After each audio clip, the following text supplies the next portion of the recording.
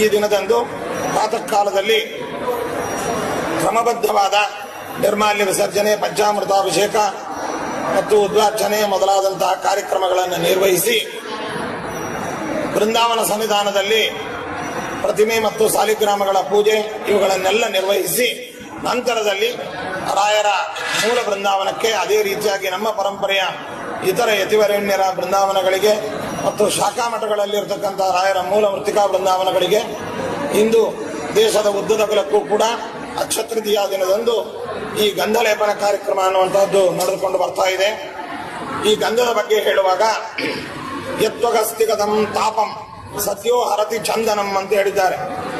ಈ ತೊಕ್ಕು ಅಂದ್ರೆ ಚರ್ಮ, ಅದೇ ರೀತಿಯಾಗಿ ಮೂಳೆ ಇವುಗಳಲ್ಲಿರತಕ್ಕಂತಹ ತಾಪವನ್ನು ಕೂಡ ಪರಿಹಾರ ಮಾಡುವಂತಹ ಗುಣ ಮತ್ತು ಶಕ್ತಿ ಈ ಚಂದನಕ್ಕೆ ಇದೆ ಎಂಬುದಾಗಿ ಹೇಳ್ತಾರೆ.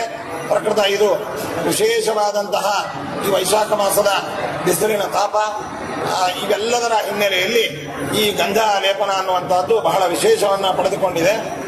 ನಾವು ಭಗವಂತನಿಗೆ, ಹರಿಗುರುಗಳಿಗೆ ಮಾಡುವಂತಹ ಎಲ್ಲ ಸೇವೆ, ಎಲ್ಲ ಪೂಜೆ ಇವುಗಳೆಲ್ಲವೂ ಕೂಡ